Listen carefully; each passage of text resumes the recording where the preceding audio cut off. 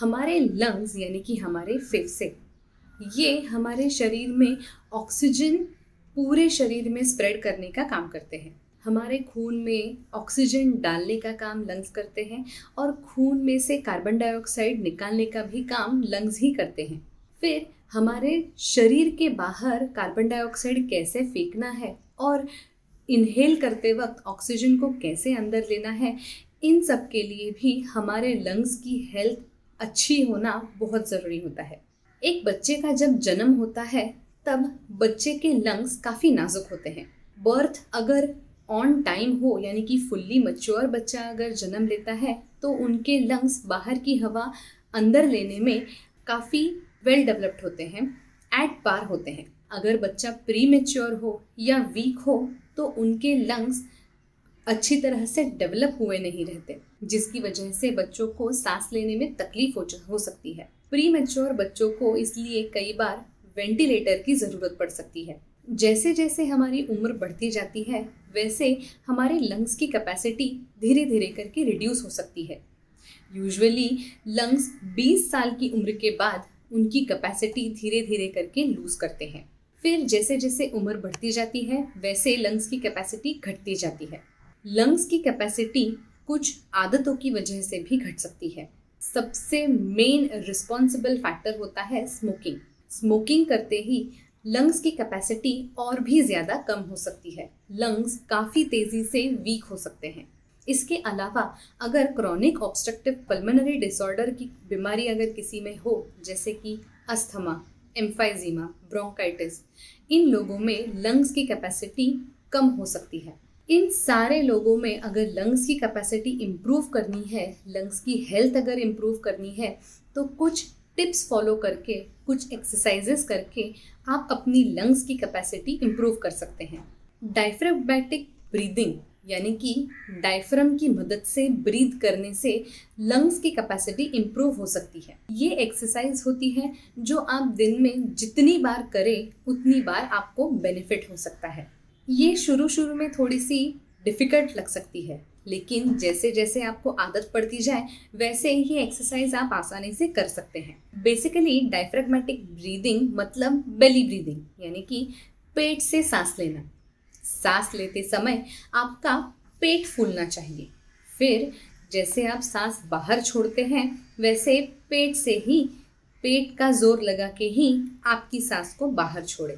ये आप एक जगह पे बैठ के हर 5 से 6 मिनट के लिए आप अगर करते हैं, दिन में 3 से 4 बार भी करते हैं तो भी इससे आपको काफ़ी ज़्यादा आराम पड़ सकता है। आपकी लंग्स की हेल्थ काफ़ी इम्प्रूव हो सकती है। ये एक्सरसाइज करने के लिए अपने शोल्डर्स को रिलैक्स करें और एक जगह पे रिलैक्स्ड बैठें। फिर आपके नाक की मदद से सांस अंदर लें। सांस अंदर लेते समय आपका पेट फुलाने की ज़्यादा से ज़्यादा कोशिश करें। कुछ समय तक, चाहे तो 5 काउंट करने तक सांस को अंदर ही रखें और फिर धीरे धीरे करके नाक के द्वारा सांस छोड़ें। सांस छोड़ते वक्त अपने पेट को अंदर की तरफ दबाएं। दूसरी एक्सरसाइज होती है पर्स्ड लिप ब्रीदिंग। इस ब्रीदिंग टेक्निक के लिए एक जगह पे रिलैक्स होके बैठें और नाक के द्वारा डीप ब्रीदिंग करें। फिर अपने लिप्स को पर्स करके मुंह के द्वारा हवा को एक्सहेल करें, सांस को एक्सहेल करें।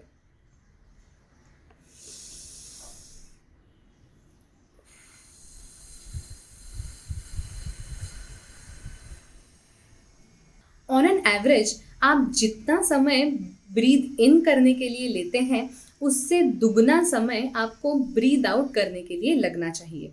तीसरी और एज ओल्ड टेक्निक होती है कपालभाति।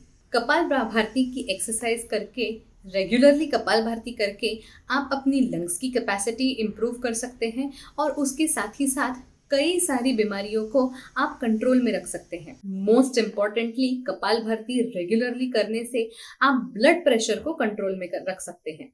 अलग अलग प्रकार के प्राणायाम होते हैं जिनकी मदद से आप अपनी ब्रीदिंग कैपेसिटी इम्प्रूव कर सकते हैं, लंग्स की कैपेसिटी इम्प्रूव कर सकते हैं। प्राणायाम अलग अलग प्रकार के ब्रीदिंग एक्सरसाइजेस होते हैं। इन एक्सरसाइजेस के अलावा अगर आपको आपकी लंग्स की कैपेसिटी इम्प्रूव करनी हो तो कुछ हेल्थ मॉडिफिकेशंस, लाइफस्टाइल मॉडिफिकेशंस को भी ज़रूर फॉलो करें। एंटीऑक्सीडेंट्स को रेगुलरली कंज्यूम करें। जब हमारे शरीर में कुछ बीमारी आ जाती है, कोई एलर्जी आ जाती है या फिर जनरल वेयर एंड टेयर होती है, तब शरीर में फ्री रेडिकल्स डेवलप होते हैं। इन फ्री रेडिकल्स की वजह से ऑर्गन्स डैमेज हो सकते हैं। शरीर से इन फ्री रेडिकल्स को एलिमिनेट करने के लिए एंटीऑक्सीडेंट्स को कंज्यूम किया जा सकता है। एंटीऑक्सीडेंट्स को कंज्यूम करके फ्री रेडिकल्स शरीर में से एलिमिनेट हो सकते हैं। विटामिन ई, हल्दी, ये नेचुरल एंटीऑक्सीडेंट्स होते हैं जिनका रेगुलर कंजम्पशन करके आप अपने शरीर में से फ्री रेडिकल्स को एलिमिनेट कर सकते हैं।